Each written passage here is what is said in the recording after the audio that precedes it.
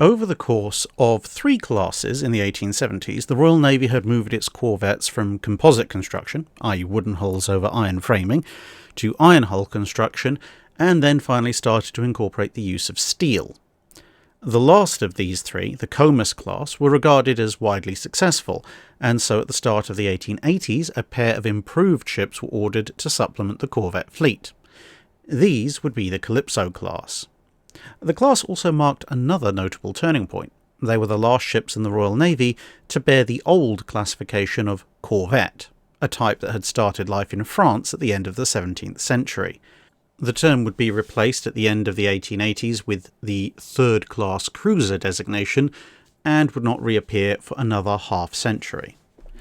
Although sails were at this point disappearing from British battleship designs and had been somewhat auxiliary for a while before that, on the smaller end of things, the corvette was expected to spend much longer periods away at sea and to be in much more distant waters. Engine technology of the time was not yet efficient enough to allow these vessels to depend entirely on mechanical power for such long voyages, and thus the ships would need to carry a full sail rig.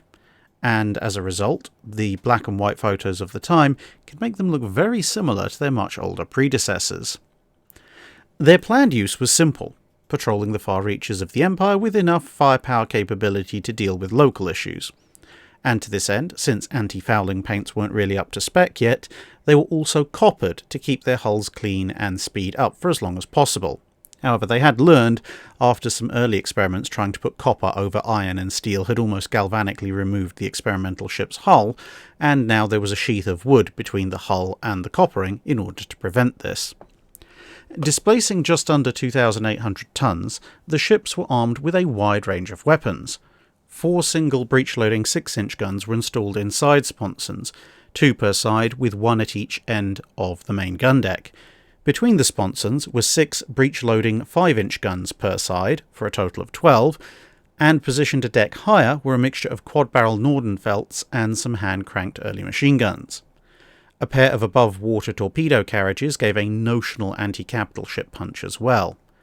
As they were corvettes, the armour was not extensive, 1.5 inches of plate over the engines being all that was present. Power came courtesy of around 4,000 indicated horsepower from a single simple compound engine that drove the lone screw, allowing the ship to reach just under 13 knots under full regular power, and boost this by another knot or so if it was under forced draft. The sails do not appear to have been able to boost the ship's overall speed beyond this if they were operated in conjunction with the engines, but since this was an era of fixed as opposed to retracting screws and the hull forms were more optimised for engine propulsion than sail, that isn't exactly surprising. As well as more powerful engines compared to the previous class, the Calypsos also had an all breech-loading armament, which made firing the guns a lot easier. The class consisted of 2 ships, Calypso and Calliope, both laid down in autumn 1881. The class lead was launched in June 1883 and commissioned in 1885, whilst the latter ship was launched in July 1884 and commissioned in January 1887. Calypso, the class leader, had a relatively calm life, cruising the Atlantic and various connected ancillary waters for about 15 years until being sent to Newfoundland to act as a training ship. And once that role was done, she was taken out of service entirely in 1922 and sank in Job's Cove, where what's left of it is still visible today. Calliope, on the other hand, had a much more exciting career. 2 years into her service life, she showed up to watch German and US ships argue over Samoa. Whilst doing this, she noted that the weather was deteriorating badly. Whilst the 2 flotillas were glaring at each other across the harbour, Calliope instead worked her engines up to full power and made speed to get out to open sea.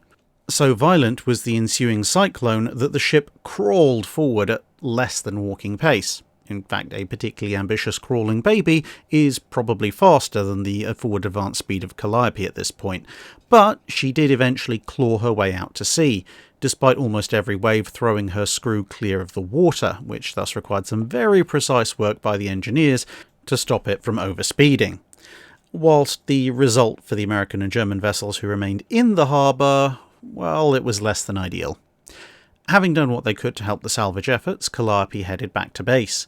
However, technological advances meant that after only 3 years of active service, in 1890, the ship was placed in reserve, where it would remain until 1897, when she was reactivated for use in fleet reviews, in training, and as a tender until 1905, when she was taken out of service again, seeing her last stage of life as a Royal Navy Volunteer Reserve training ship based up in Newcastle, where she served from 1907 all the way through to 1951, when she was finally scrapped. That's it for this video. Thanks for watching. If you have a comment or suggestion for a ship to review, let us know in the comments below.